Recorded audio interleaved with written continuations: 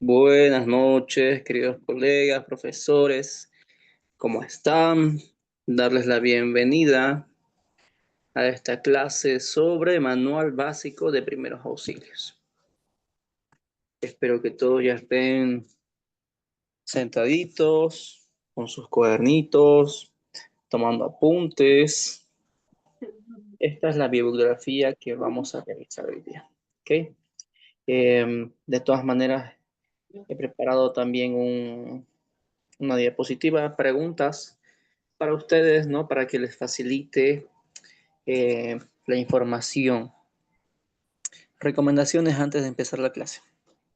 Aléjense de cualquier distractor posible. Su escritorio o su lugar donde ustedes se encuentran tiene que estar despejado. Sobre su mesa solamente su cuadernito, su lapicero para tomar apuntes, subrayar lo más importante, lo que les llame la atención, lo que se quiera recordar más tarde, ¿no? Eh, Darle la bienvenida también a los nuevos profesores que es su primera clase. Mi nombre es Miguel Ángel González y bueno, soy el licenciado que está a cargo de poder acompañarlos en esta preparación para su examen de ascenso.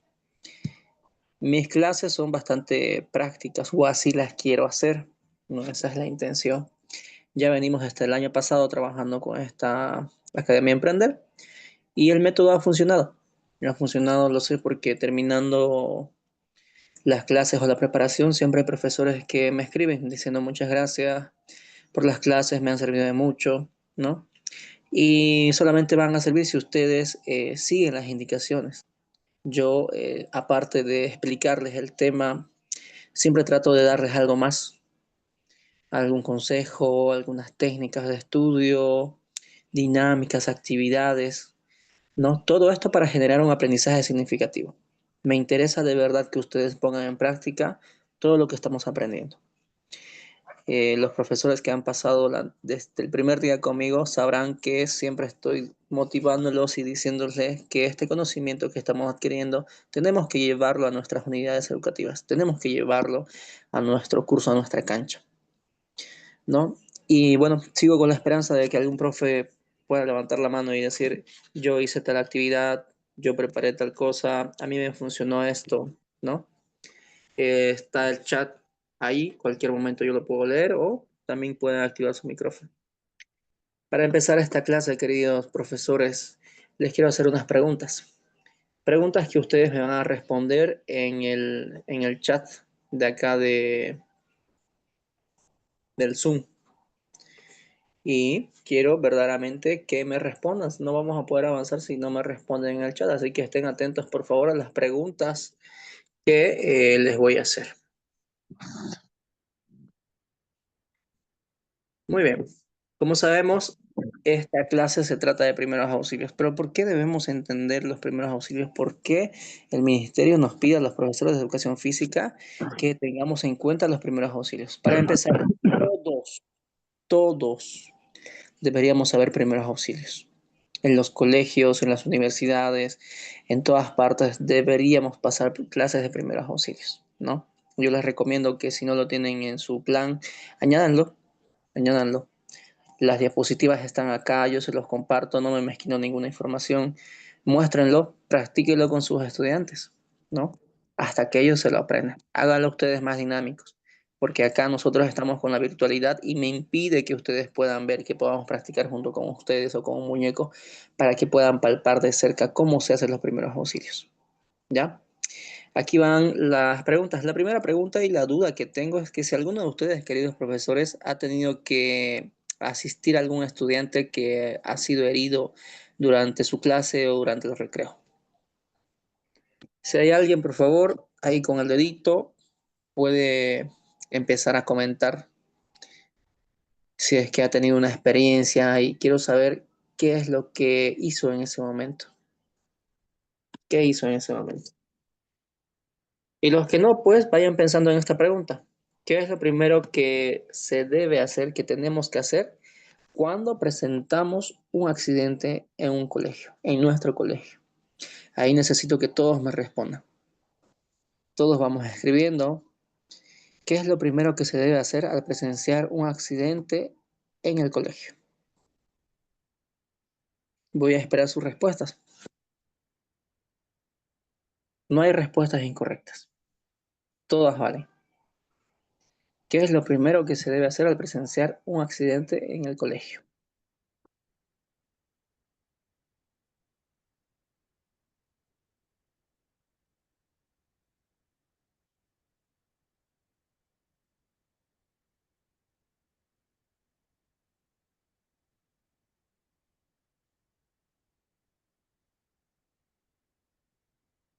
Vamos, profes. ¿Qué es lo primero que ustedes creen que se tiene que hacer al presenciar un accidente en el colegio? Vamos respondiendo. Necesito que esto sea dinámico. Si no, me voy a dormir aquí.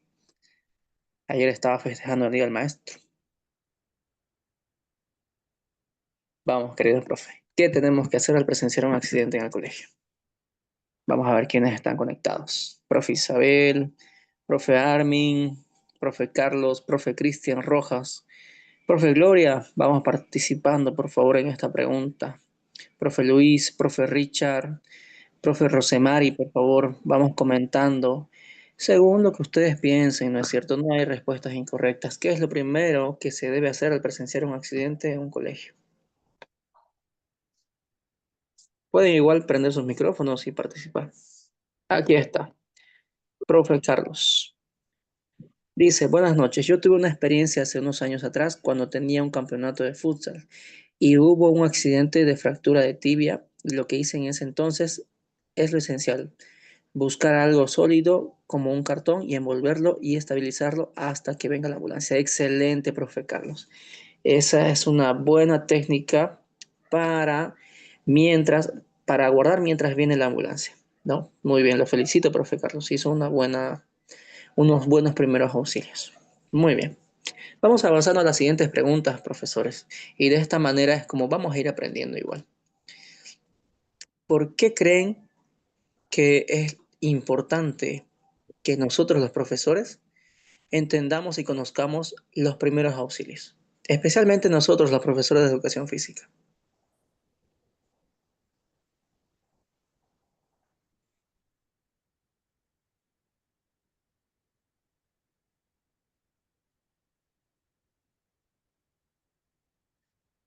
Los leo, los leo. ¿Por qué creen que es importante que nosotros los profesores de educación física conozcamos sobre los primeros auxilios?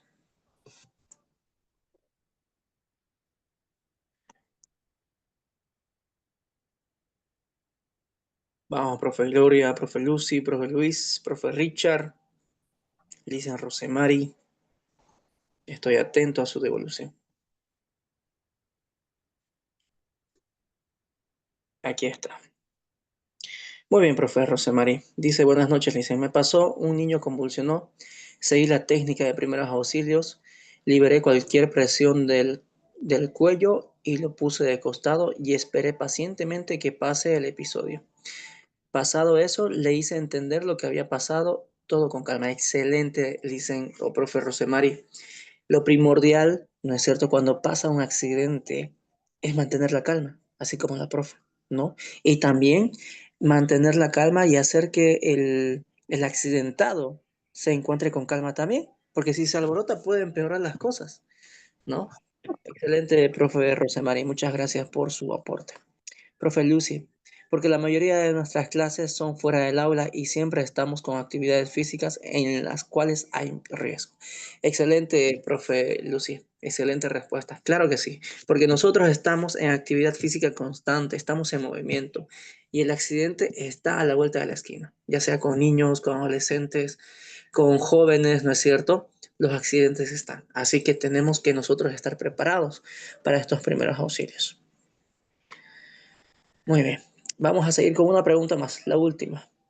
¿Consideran ustedes, queridos profesores, y les respondo, ¿no? ¿Ustedes creen que es seguro trasladar a un estudiante que está herido en un vehículo particular? ¿En un taxi, se podría decir, o en algún auto de ustedes? ¿Por qué sí, por qué no? Ya con esa empezamos nuestra clase. ¿Ustedes consideran que es seguro trasladar a un herido en un vehículo particular? ya sea en un taxi o en su auto. ¿Qué piensan? ¿Qué opinan? ¿Por qué sí? ¿Por qué no? Estoy atento.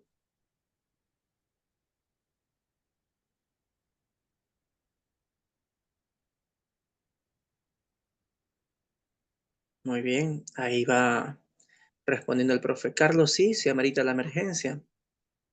¿Alguien más? ¿Quién piensa que no? ¿Y por qué?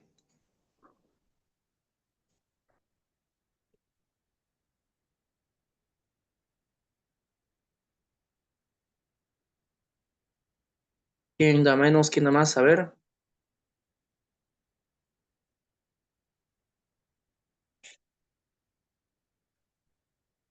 nadie. ¿Están ahí? Vamos, quiero avanzar con la clase. ¿Quién dice que no? ¿O todos opinan que sí, se amerita la emergencia?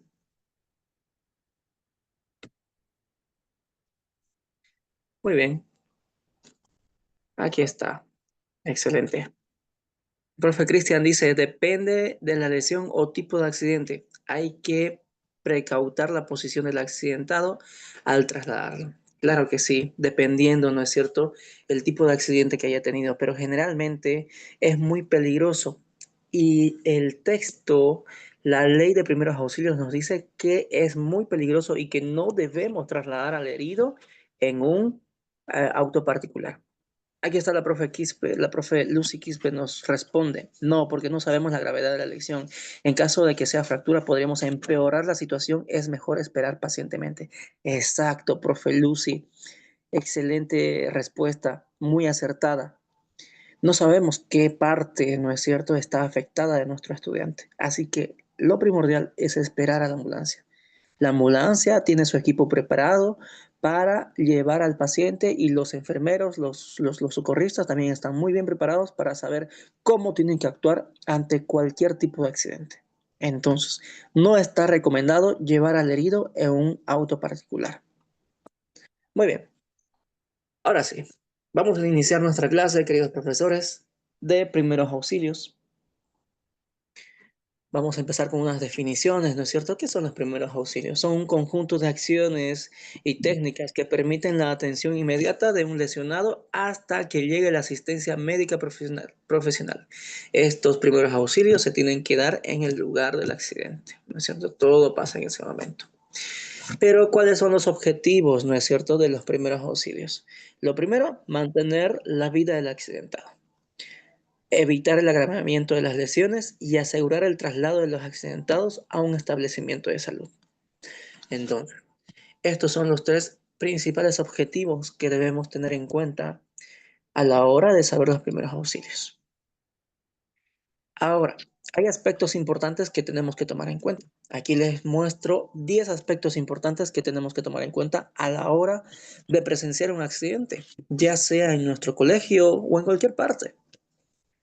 Primero, conservar la calma. ¿Ya? Así como la profe nos decía, ¿no? Ante todo, mantener la calma. Yo sé que cuando es nuestra primera vez o vemos un accidente grave, ¿no es cierto?, nos podemos alborotar. Los demás niños, estudiantes también se van a venir donde el accidentado. Les contaba la anterior vez que vi un video, ¿no es cierto?, en la plataforma de TikTok, donde por el mercado antiguo Ramada, un adolescente sufrió un accidente y todos estaban abollados, todos. El chico se retorcía de dolor, ay, me duele, ay, y empezaba a llamar a su mamá, ¿no? Y todos ahí viendo no sabían qué hacer, estaban con su dispositivo grabando. El otro que en vez de revisar, en vez de hablarle, le buscaba el celular y buscaban ahí, ¿no? Claro, no tenían tal vez el conocimiento, ¿no es cierto?, de los primeros auxilios. Por eso la importancia de aplicar en el colegio los primeros auxilios. Deberían saberse desde primaria ya ir empapándose, practicarlo con los niños, con muñecos, entre ellos mismos. Tener ese conocimiento es muy importante. ¿Ok? Muy bien, entonces primero mantenemos la calma. ¿No? Llevar la calma. Segundo, evitar las aglomeraciones que entorpezcan la labor del socorrista. En este caso, ustedes y después la del enfermero. ¿no? Saber imponerse, hacerse cargo de la situación. En ese momento, queridos profesores, tenemos que tener voz de mando, ¿no? Ya todos 10 pasos atrás. Necesito campo, ¿no? Fuera del perímetro, hablar fuerte, conciso. La mirada, ¿no es cierto? Todo tiene que ver para verse imponente, para que todos hagan caso. No, no van a decir, por favor, chicos, más atrás. Ya pues, chicos, no sean, no. Tenemos que ser concisos y saber lo que estamos haciendo en ese momento. Importante, no mover al lesionado para evitar lesiones más graves, sea cual sea el caso, ¿no es cierto? Si el estudiante, la persona, se queja bastante del dolor, ¿no es cierto? No tenemos que moverlo, ¿no? Para nada, dejarlo ahí y lo primero que tenemos que hacer es examinarlo, que es el punto 5, ¿no? Examinar al herido. Tenemos que ver si son heridas primarias, secundarias, ¿no es cierto? ¿Qué parte, qué zona del cuerpo está afectada? Si tiene hematoma, si es cortadura, si es fractura, ¿no? Todo tenemos que tomar en cuenta para poder informar cuando llegue ya el enfermero, el socorrista, la ambulancia. Número 6, tranquilizar al herido, ¿no? Brindarle confianza. Este es un aspecto muy importante, porque el herido se va a quejar del dolor, no va a saber qué hacer, o si se está atragantando con algo, imagínense, ¿no? No respiro, no respiro, ayúdenme, me voy a morir. Pierde, se puede chocar, puede agravarse la situación. Entonces, en ese momento se le habla, hasta el tono de voz influye cuando le hablas a un herido o a las personas en general también, ¿no? Tienes que hablar de un tono de voz, a ver, joven, no sé si conocen su nombre. ¿Cuál es tu nombre, si no? Juan. Juan, escúchame. En este momento no puedes respirar por la garganta, pero puedes mover las manos. Tranquilízate, te voy a ayudar. Necesito que te estés quieto, ¿ok? Mírame a los ojos. Vas a estar bien. De esa manera es que tenemos que mantener la calma y tranquilizar, por supuesto, el herido. Número 7, mantener caliente el herido para evitar el shock, ¿no? Ustedes saben que cuando nos golpeamos, cuando sufrimos algún accidente, incluso a veces no lo sentimos porque nuestra sangre, ¿no es cierto?, está caliente, la adrenalina. Entonces, tenemos que cubrir con lo que podamos para mantener caliente a nuestro herido. Número 8, avisar al personal de emergencia, bomberos, hospital, ¿no es cierto? A todos los que convenga, tenemos que dar el aviso como primordial, ¿no es cierto? Antes incluso te puedes revisar, ya, lo revisamos, es grave, tú delegar, llama a la ambulancia. Tú tráeme un pedazo de cartón, tú concebe un pedazo de tela, si es que hay una fractura, ¿no? Para hacer las maniobras. Muy bien. Número 9, traslado adecuado. Aquí el punto que les decía, no en vehículo particular, sino en vehículo debidamente acondicionado, justamente por lo que la profe decía. No sabemos cómo está afectado nuestro herido, ¿no? Y cualquier movimiento brusco, lo alzan, lo levantan, lo cargan, puede empeorar la situación. Y número 10, jamás dar medicamentos. Esta función es exclusivamente del tratante. Y acá quiero hacer hincapié, ¿no es cierto? Además de no dar medicamentos, tampoco dar recetas caseras, ¿no? A mí me dijo mi abuelito que si le ponemos café a la cortadura, calma la hemorragia, ¿no? Si le ponemos este aceite a la quemadura, le puede calmar. No, evitemos en lo posible, ¿no es cierto?, que esa herida se infecte. Más bien deberíamos limpiarla. Tendríamos que tener en nuestros cursos o en el colegio un botiquín de primeros auxilios, ¿no? Y que más adelante vamos a hablar de eso también. Muy bien, entonces espero que tengan en cuenta estos 10 aspectos importantes, queridos profesores, a la hora de realizar los primeros auxilios. Muy bien, pasemos a la siguiente. Quemaduras. Vamos a hablar ahora de este tipo de accidentes. Nos vamos a entrar más, vamos a ver las definiciones, vamos a ver qué tipo de quemaduras hay, en qué grado, cómo se ven y qué es lo que tenemos que hacer frente a un accidente de quemaduras. ¿Qué puede pasar? ¿No? Muy bien. La lesión térmica de los tejidos blandos es la definición de una quemadura, producidas por agentes físicos, químicos, eléctricos o radiaciones. Su gravedad depende de la temperatura del medio que la causó y la duración de la exposición, determinada por su ubicación en el cuerpo y tamaño, así como la edad y el estado físico de la víctima, en este caso de nuestros estudiantes. Ok, aquí vamos a ver cuáles son esos agentes que pueden provocar una quemadura. Tenemos los agentes físicos, ¿no es cierto? Que son sólidos calientes, pueden ser una plancha, una estufa, líquidos hirvientes, ¿no es cierto? Como agua, aceite caliente, un café caliente, quizás un té caliente, ahora se viene la época de frío, pueden pasar estos accidentes, ¿no? Gases calientes, vapor del agua, quizás incluso podría pasarle al kiosco, ¿no es cierto? Y tenemos que estar preparados nosotros para todo. Frío, ¿no es cierto? Exposición a muy bajas temperaturas. Agentes radioactivos, rayos solares, rayos X, rayos infrarrojos. Cuando hablamos de agentes químicos, profesores, nos referimos a la gasolina y a los derivados, ¿no es cierto?, que pueden ser inflamables. A los ácidos, por ejemplo, el clorhídrico, el sulfúrico y el muriático, ¿no? Que a veces lo dan en la farmacia. También al álcalis, que es la soda cáustica, el alcal, el carburo, la lavandina, ¿no es cierto? Todos estos agentes que pueden causar quemaduras dependiendo en qué grado también. Y a los eléctricos, que son las descargas, ¿no es cierto?, de diferentes voltajes, que podría pasar también dentro de nuestros cursos. Ahora vamos a ver la clasificación. Las quemaduras se clasifican según su extensión, según dónde están localizadas y según la profundidad. Se clasifican en quemaduras de primer, segundo y tercer grado. Aquí tenemos la quemadura de primer grado, que está en la primer capa de la piel, que es la epidermis. Aquí pueden ver ejemplos, ¿no es cierto? ¿Cómo se puede diferenciar una quemadura de primer grado? Hay enrojecimiento en la piel, hay dolor y hay hinchazón. Aquí tenemos una quemadura con el sol, una quemadura en la mano podría ser quizás con una plancha o algo caliente, ¿no es cierto? Aquí quizás una quemadura en el tobillo, ¿no es cierto?, con algo caliente. Dependiendo, no sé si los que tienen moto, ¿no es cierto?, han sentido esa quemadura en esa parte y dependiendo cuánto tiempo haya estado expuesto, pues, hasta deja ampolla. Ahora vamos a ver cuándo es quemadura de segundo grado. Como les decía, ¿no es cierto? Aquellos que han sufrido o tenido la experiencia de quemarse con el caño de la moto han visto que si lo dejan más segundos nos levanta una ampolla así como esta, ¿no? Y cuando vemos la ampolla, vemos enrojecimiento, vemos hinchazones, corresponde a las quemaduras de segundo grado, que se encuentran en la capa de la piel de la dermis, en la segunda capa de la piel. Y se ven de esta manera, miren, aquí está, en la mano, en el pie, en la palma de la mano. De esa manera podemos reconocer las quemaduras de segundo grado. Ahora veamos las quemaduras de tercer grado, que se encuentran más abajo de la piel y estas son debidas a que han estado bajo una prolongación de tiempo extensa hacia la quemadura, ¿no? Esta ya va a una capa más interna de la piel que es la hipodermis, que la podemos reconocer con una destrucción extensa de la piel y lesiones no dolorosas. Entonces, de esta manera se puede reconocer. Le voy a hacer zoom. Ahí está. Esta, esta es una quemadura de tercer grado. De igual manera la que está a su lado, ¿no es cierto? Un brazo. Pueden ver que ya está totalmente calcinado, ¿no es cierto?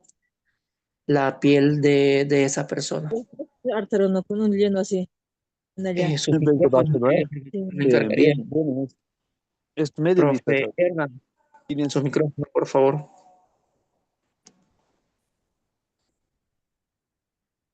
Muy bien, vamos a seguir. Ahora, ¿cuál es el tratamiento que debe tener unas quemaduras? ¿Qué es lo que tenemos que hacer en primera instancia cuando un estudiante, cuando una persona presenta este tipo de accidentes? Lo primero, tranquilizar a la víctima, hablarle en un tono de voz adecuado, ¿no es cierto? No alarmarse, porque si nosotros nos alarmamos, él también, ¿te quemaste? No, él te queme, no. Entonces, puede empeorar la situación, puede lastimarse más, ¿no? Evaluar la quemadura y su gravedad. Ustedes ya saben reconocer ahora cuál es la quemadura de primer grado, de segundo grado y tercer grado. Esto para informar también ya al socorrista, al enfermero cuando venga, ¿no? Eliminar el calor residual, ¿no es cierto? Venteando, podría ser poniéndola en un espacio abierto donde esté dando el aire. Retirar cuidadosamente elementos que compriman la zona lesionada, ya sea anillos, ya sea pulsera, cinturón o prendas ajustadas, ¿no es cierto? Si lleva una polerita ajustada, pues tenemos que cortarlo con tijeras si es que se quemó el brazo, ¿no es cierto? Para retirar esto para que no se infecte esa parte. Cortar con tijeras la ropa quemada, ¿no? Para que no se adhiera a la herida también. Bajo ningún motivo tenemos que romper las ampollas y tenemos que cubrir el área quemada con un apósito húmedo en solución salina fisiológica, ¿no? O si no, con una toalla húmeda que esté desinfectada, ¿no es cierto? También en nuestro botiquín, queridos profesores, no tiene que faltar los apósitos húmedos. ¿Y qué es lo que nunca debemos hacer cuando nos presentamos ante este tipo de situaciones? Aplicar ungüentos, mantequilla, hielo, medicamentos, compresas de algodón, vendajes adhesivos, cremas, aceites en aerosol, ni cualquier otro remedio casero para quemaduras. Todo esto, como les había mencionado, puede empeorar este proceso y puede incluso infectarlo o empeorarlo, ¿no? Permitir la contaminación de la quemadura, no se debe toser sobre ella. Es una herida abierta y sobre todo debemos mantenerla limpia, ¿no? Tocar la piel muerta o la ampolla, ¿no? No hay que reventarla. Administrar a la víctima por vía oral si la quemadura es grave. Perdón, no administrar nada a la víctima por vía oral si la quemadura es grave. Colocar almohadas debajo de la cabeza de la víctima si hay quemaduras de las vías respiratorias y a la víctima y acostar a la víctima porque esto puede cerrar dichas vías. Entonces, si está quemada la cara o algo, ¿no es cierto? Tenemos que colocarlo una almohada y colocarla boca arriba a la víctima. Ahora, vamos a hablar de otro tipo de, de accidentes que pueden pasar. ¿Ya? Y aquí yo les pregunto, queridos profesores, y vayan viendo qué responder en el chat. ¿Qué debemos hacer o qué pueden hacer ustedes? ¿Qué harían ustedes si un estudiante se atora? Se atora con algún objeto acá en las vías respiratorias, en la garganta. ¿Qué es lo que harían? Los leo. Espero sus respuestas.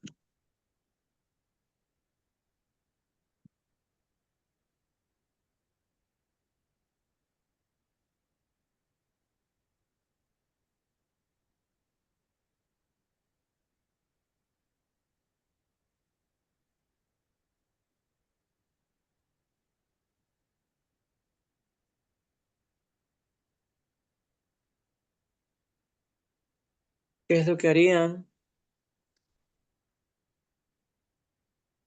si un estudiante se está atorando en su clase? O quizás una profesora, un profesor, quizás mientras están desayunando su asadito, se atoró con la yuca la profe. Y está ahí. ¿Qué es lo que harían?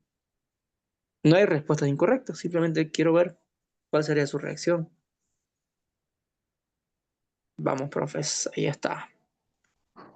Maniobra de Helmich. Muy bien, profe Lucy, usted está bastante informada. Esto es lo que tenemos que hacer, la maniobra de Helmich, que es la que vamos a ver a continuación. Muy bien, ¿cuáles son las señales para que yo tenga en cuenta, ¿no es cierto? Cuando un estudiante, cuando una persona se está atorando. Se toma la garganta con las manos, así como en el dibujo. No puede toser, no puede hablar, hay dificultades o incapacidad para respirar.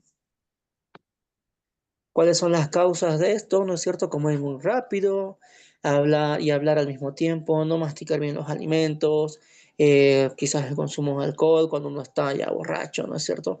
Objetos que los niños pequeños hayan tragado, ya sean botones, fragmentos de globos, monedas, juguetes, los niños se meten toda la boca, peor cuando están jugando, ¿no? Con sus manos, ¿no? Alimentos mal masticados, dulces, bolitas, etcétera. Todo puede ser un objeto para causar este tipo de accidentes. Y sería importante que los que trabajan con niños trabajar esta. ¿Y qué es lo que debemos hacer cuando se presenta este tipo de situación? confirmar que las vías respiratorias se encuentran obstruidas, ¿no? No puede respirar, está alarmado la persona, ¿no es cierto? Y pedir ayuda y iniciar las maniobras de inmediato. En este caso, la maniobra de Heimlich, que la vamos a ver a continuación. ¿Cómo la tenemos que hacer? Tenemos que ponernos de pie detrás de la víctima, rodearla con nuestros brazos a la cintura, empuñar la mano izquierda, el pulgar en el centro del abdomen por encima del ombligo y en la boca del estómago. Ojo, esa es la posición correcta. Encima del ombligo y por debajo de la boca del estómago, ¿no? Ahí pueden ir ustedes mientras están en casita a ver dónde está arriba del ombligo, ahí, ¿no? Y poner la mano derecha sobre la mano empuñada, de esa manera. Y ahora vamos a ver con un gráfico qué es lo que tenemos que hacer a continuación. A. Mantener los codos hacia afuera, presionar el abdomen de la víctima realizando compresiones hacia arriba y hacia adentro. Hacia arriba y hacia adentro. Hacia arriba y hacia adentro. Sería bueno que fueran presenciales, ¿no? Y hacerlo en vivo, esta maniobra. Pero ustedes también pueden hacerlo en sus clases. Aquí está. La maniobra de Heimlich, que es cubrir con el puño, con la otra mano y presionar hacia adentro y hacia arriba con suficiente fuerza como para hacer que se levante del suelo los pies de la víctima. Como si estuviesen, ustedes ven que se levanta bien sus piecitos, lo están haciendo bien entonces, ¿no? Entonces, de esa manera, la posición de las manos, ojo, presten atención a la posición de las manos, ¿no? De esta manera es como se tiene que poner la posición de las manos y hacer el movimiento para arriba y para abajo, ¿no? Muy bien. En caso de que nuestro paciente se desmaye, nuestro estudiante se desmaye, ¿no es cierto? Lo que tenemos que hacer o esté por desmayarse es recostarlo al piso y la misma maniobra, hacia arriba y hacia abajo, hacia arriba y hacia abajo, hasta que expulse el objeto con el que se atora. Y ahora vamos a ver que también hay formas de hacerlo dependiendo la edad o la etapa en la que se encuentre la persona que se ha atorado. Si es niño, adolescente, si es lactante también, ¿no? Aquí está. Los niños. Si está consciente, nosotros tenemos que ponernos de rodillas, poner la misma posición en las manos y no tenemos que hacerlo como si fuera un adulto, con la fuerza de que fuera un adulto, ¿no? Puede lastimar sus órganos internos. Con una fuerza medida, proporcional, ¿no es cierto?, al tamaño del niño, empiezas a hacer la maniobra. Y si estás inconsciente, misma manera. Se pone boca abajo.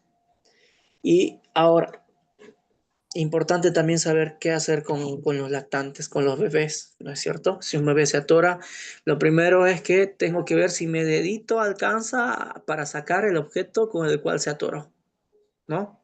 Y si no, lo pongo boca abajo y empiezo a golpearlo, dar golpes suaves, ¿no? Hasta que expulse el objeto. Si en ese momento no lo expulsa, le doy la vuelta, igual. Ahora con los dedos, ¿no? Como se ve en esta imagen, tengo que hacer presiones, no tan fuertes, porque ellos son más delicados. Presiones hacia adentro y hacia arriba, hacia adentro y hacia arriba, hasta que pueda expulsar el objeto con el cual se atoró. Pero, ¿qué hacemos cuando estamos solos? ¿No? Lo primero, mantener la calma. Y esta información puede salvarles la vida, ¿no? Porque si no sabes qué hacer cuando te atores y estás solo, entras en pánico y te puedes hasta morir. Buscas una superficie sólida donde puedas apoyarte, de preferencia una silla, ¿no? Y con la silla vas haciendo la maniobra, vas apoyando a tu abdomen y vas haciendo presión hasta que puedas expulsar ese objeto. Muy bien, espero que haya quedado claro esta maniobra tan importante y me gustaría a mí, queridos profesores, que lo podamos aplicar en nuestras aulas, en nuestra cancha. Muy bien, ahora vamos a hablar de las heridas, algo que puede pasar en cualquier colegio. Vamos a ver la clasificación de las heridas, cómo debemos tratarlas, cómo identificarlas. Aquí está. Ahora, se clasifican en punzantes, en cortantes, en contusas y abrasivas, ¿no? Las punzantes, como pueden ver, son ocasionadas por objetos punzantes, valga la redundancia, como desarmadores, algo que nos punce, ¿no es cierto? Las cortantes son los cuchillos, ¿no es cierto? Y dejan este tipo de heridas, como ven en la imagen. Y las contusas abrasivas llegan más adentro de nuestros órganos, de nuestro órgano. Ahora vamos a hablar de las heridas punzantes. Estas son producidas por objetos con punta, ya sea clavos, agujas, anzuelos, espinas, desarmadores, ¿no? Etcétera. La lesión es dolorosa, la hemorragia es escasa y el orificio de entrada es poco, ¿no? Aquí podemos ver en la imagen, ¿no es cierto? Una herida con un objeto punzante, que es una daga. Lo más peligroso que La más peligrosa porque puede ser profunda, haber perforada vísceras y notoria provoca hemorragias internas. No, si le clavó un cuchillo, ¿no es cierto? Puede haber dañado quizás un intestino, algún órgano, el hígado, algo.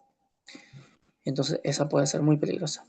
También el tétanos puede ser una de las complicaciones de este tipo de heridas, ¿no?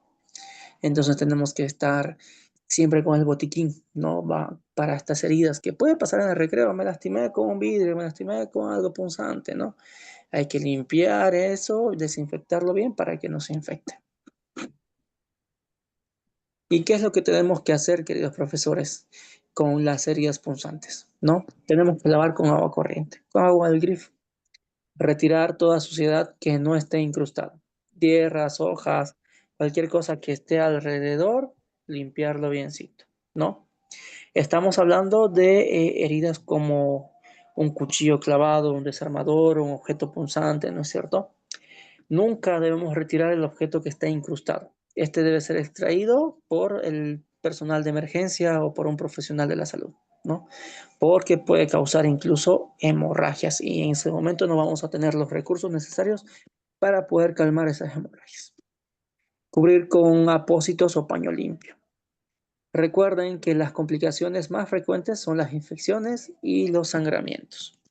Si la herida es importante, no suministren nada vía oral, ¿no? Bajo ningún motivo hay que administrar algún medicamento a nuestros estudiantes si es que la herida es muy grande. Tenemos que siempre esperar, porque no sabemos si incluso puede ser alérgico a cualquier medicamento. No, bajo ningún motivo. Muy bien, entonces eso ante las heridas punzantes. Ahora vamos a ver algo que también pasa muy seguido en nuestras unidades educativas, ¿no? Yo creo que mínimo alguien ha visto unas heridas cortantes, ¿no? Que son producidas por objetos afilados, ya sean latas, vidrios, cuchillos, láminas, con la misma regla, con la misma hoja a veces cortas, ¿no es cierto? Pueden seccionar músculos y tendones y nervios dependiendo de la profundidad de esta cortadura. Los bordes de las heridas son limpios y lineales y la hemorragia depende de la ubicación y el número de calibre de los vasos sanguíneos seccionados, ¿no? Dependiendo en qué parte, por ejemplo, si me lo hacen quizás en el codo no va a salir mucha sangre, ¿no? Pero si me lo hacen aquí en las venas o en algún lugar donde tengo varias ramificaciones, va a sangrar demasiado, ¿no? ¿Y qué es lo que debemos hacer ante estas heridas cortantes? ¿Qué hacer? Si hay amputación, coloque el miembro en una bolsa limpia y manténgalo en frío. No en hielo directo, ¿no? Y hay que llevarlo con el paciente. Acá, por ejemplo, acá tenemos una cortadora de un dedo pulgar, ¿no es cierto? Ese dedo pulgar tiene que estar en una bolsa limpia y bajo ningún momento directamente con el hielo, ¿no? Y tenemos que llevarlo directamente ante las instancias profesionales, ante un hospital de emergencias, ¿no es cierto? Aquí hablando de las amputaciones, no es el único momento, y esto ténganlo en cuenta, donde yo puedo aplicar un torniquete, ¿no? ¿Qué es el torniquete? Es la presión de una tela, una pita, ¿no es cierto? Con un pedazo de madera, algo sólido, y van presionando y girando para cortar lo que es el sangramiento. Solamente en este tipo de emergencias está recomendado el torniquete, en otras no. ¿Y qué es lo que nunca tenemos que hacer? Aplicar sal, cremas, pomadas, ungüentos y ninguna receta casera, ¿no? Esto puede complicar la curación y aumentar el riesgo de la infección. Yo me acuerdo cuando estaba colocando grama en el patio de mi casa, le pedí ayuda a unos amigos. Y bueno, no sé en cómo me lesioné el dedo pulgar del pie. Y sangró hartísimo, que parecía que había una vena ahí. Y desde luego se asustaron mis amigos que estaban ahí. Yo no tenía el conocimiento de los primeros auxilios en esos años, ¿no? Y bueno, un amigo al ver que estaba sangrando dice, ¿dónde está café? Tenemos que ir a comprar café. Y fue hasta la tienda a comprar café y me chorreó café en la herida. Lo cual, como se dan cuenta, ¿no es cierto? Provocó que esta herida no sane rápido o se infecte incluso. Entonces, ante cualquier cortadura, no hay que aplicar nada, ¿no? Ni sal, ni cremas, ni pomadas, ni cafés, ni nada casero. Esto puede provocar la infección de esta herida. Así que ténganlo en cuenta, queridos profesores. Vamos a pasar ahora a las heridas contusas, ¿ya? Estas heridas contusas son producidas por un objeto romo, ya sea piedra, fierro, palo, golpes de puño o con objetos duros, ¿no? Hay dolor, hay hematomas, hay moretones, y por la resistencia que ofrece el hueso ante el golpe ocasionado las lesiones de los tejidos blandos, ¿no? Entonces, al hablar de heridas contusas, estamos hablando de los golpes, ya sean de a puños, que suele pasar, ¿no? O de algún golpe que yo haya tenido, ¿no? Con una piedra, con algo, o me dieron con un palo, y causa este tipo de hematomas como ven en la imagen. ¿Y qué es lo que debemos hacer ante este tipo de heridas que puede pasar y creo que son bastante comunes, especialmente en nuestra clase? Aplicar hielo, ¿no? Una bolsita de hielo, un cold pad, que es un objeto frío, ¿no es cierto? O hielo envuelto en un paño, ¿no? Por 5 minutos. Ahora, si el estudiante su piel es sensible y no soporta el frío, hay que hacerlo de a poco, ¿no? Poquito, lo levanto, poquito, lo levanto y así de esa manera.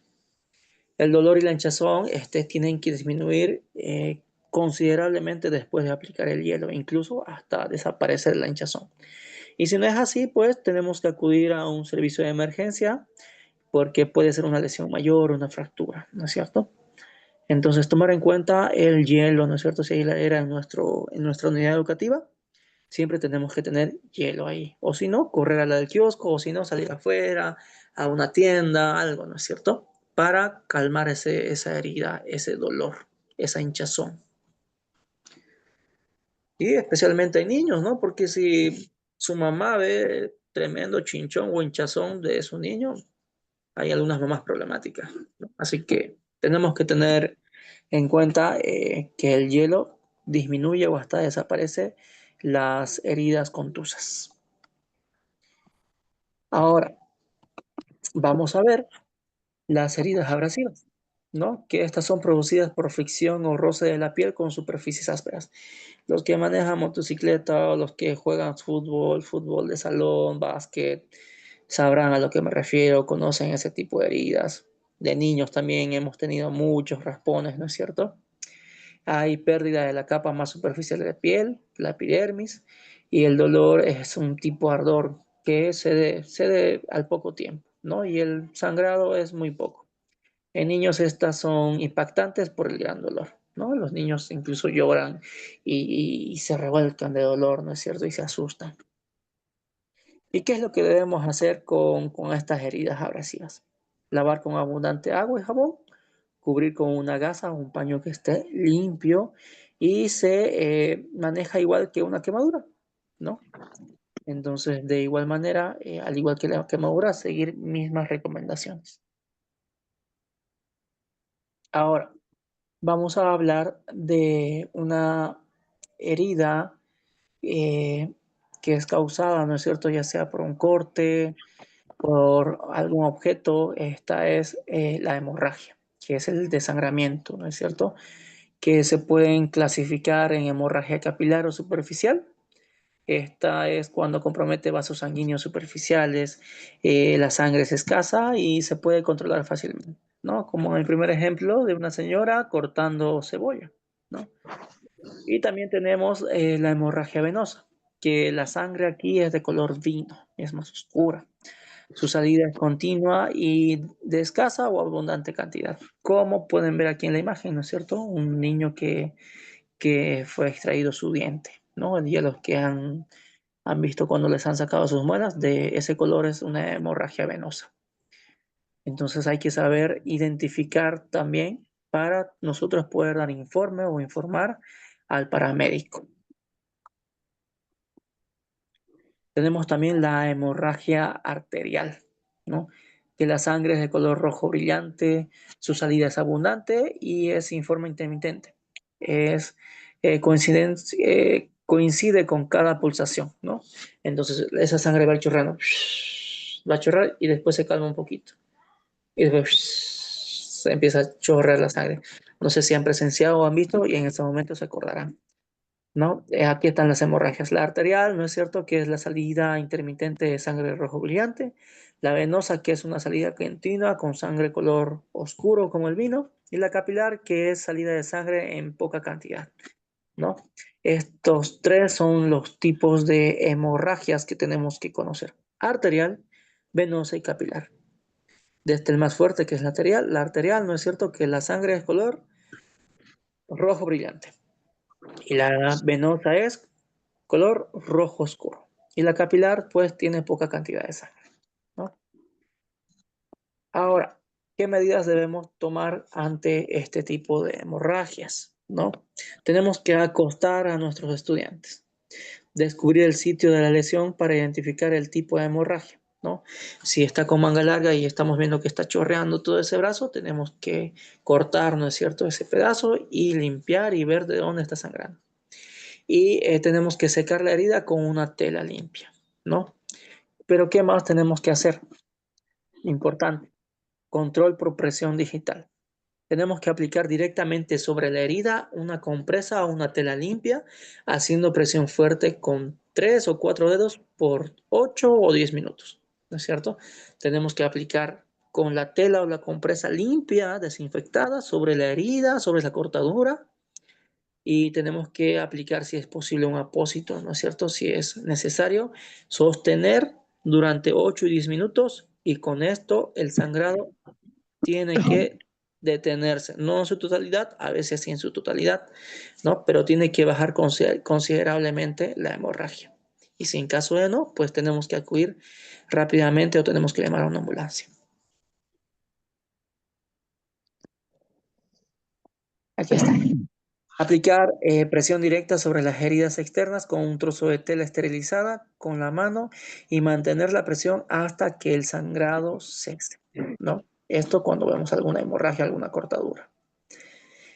Y en niños, ¿no es cierto? Ellos son los que lo que tenemos que hacer, ¿no es cierto? A ver, va a parar la sangre, si tú te presionas aquí, podemos decirle también, ¿no?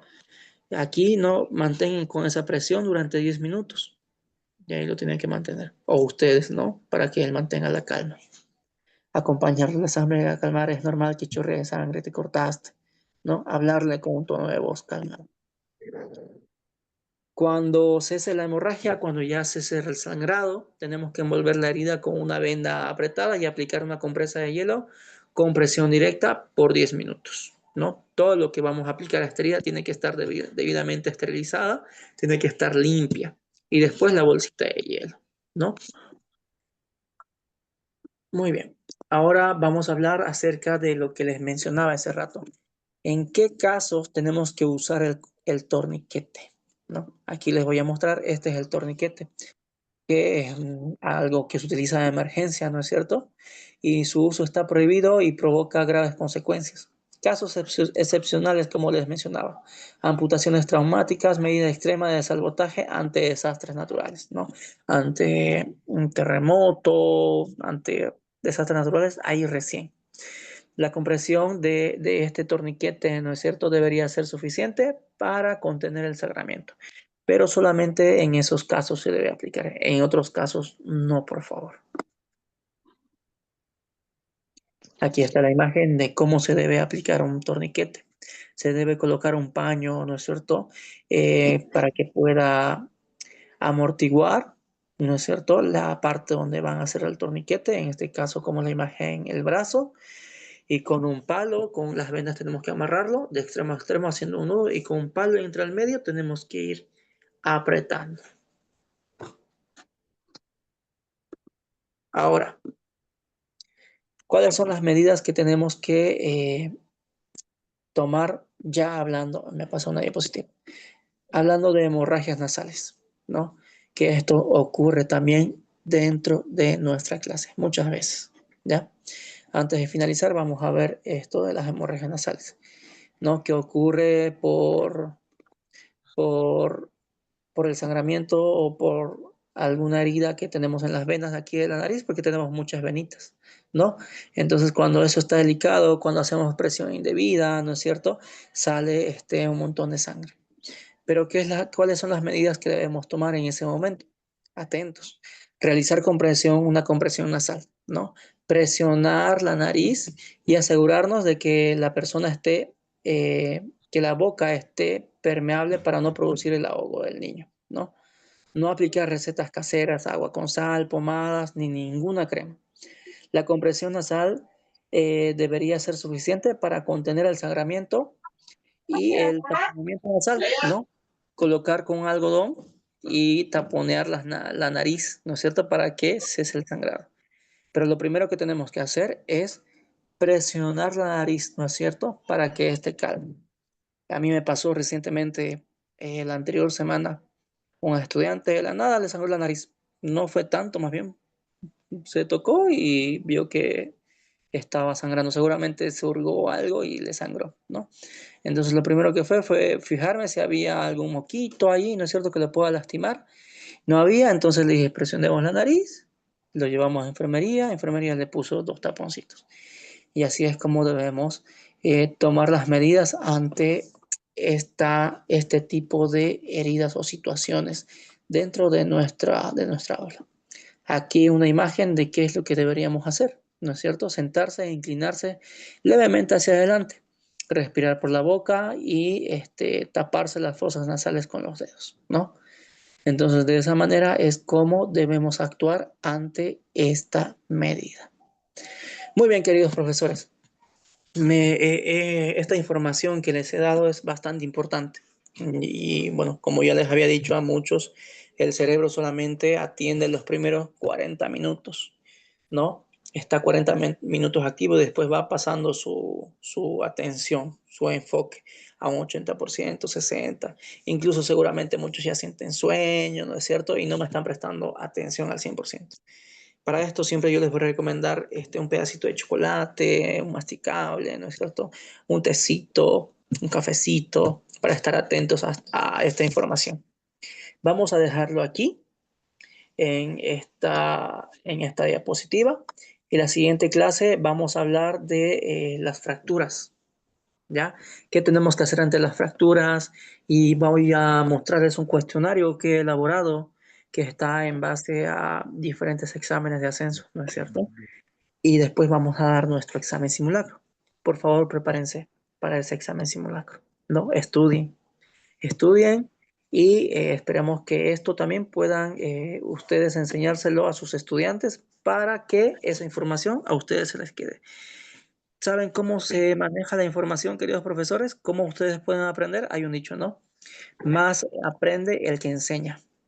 Entonces, tengo que ver la manera de que toda esta información y esta bibliografía que les estamos dando, la manera de enseñárselo a alguien, a mis estudiantes, a mi pareja, a mi hijo, ¿no es cierto? A ver, sentate, me vas a escuchar, te voy a explicar sobre los primeros auxilios. Te voy a explicar de qué es lo que tenemos que hacer en los colegios cuando alguien trae drogas, ¿no? A ver, me vas a decir si me entendiste. Y le tratan de explicar, le tratan de enseñar. Y así es como esa información se va a quedar en su cabeza y en su memoria a largo plazo. Les recomiendo que hagan eso, ¿ya? Muy bien, queridos profes. Voy a estar atento yo en mi WhatsApp y aquí en el Zoom. Para cualquier consulta, duda, ¿no es cierto?, sugerencia, estamos para ayudar y estamos para servir. ¿Ok? Con esto me despido. Muchísimas gracias por su atención, por su participación, a todos los que han estado comentando, ¿no? Gracias, profe Carlos, profe Rosemary, profe Lucy, a todos ustedes, muchísimas gracias, profe Cristian, por estar pendientes ahí en el chat, por hacer estas clases didácticas. Les agradezco y nos vemos, Dios mediante, el día martes conmigo con esta segunda parte de primeros auxilios. Hasta luego, que pasen muy buena noche.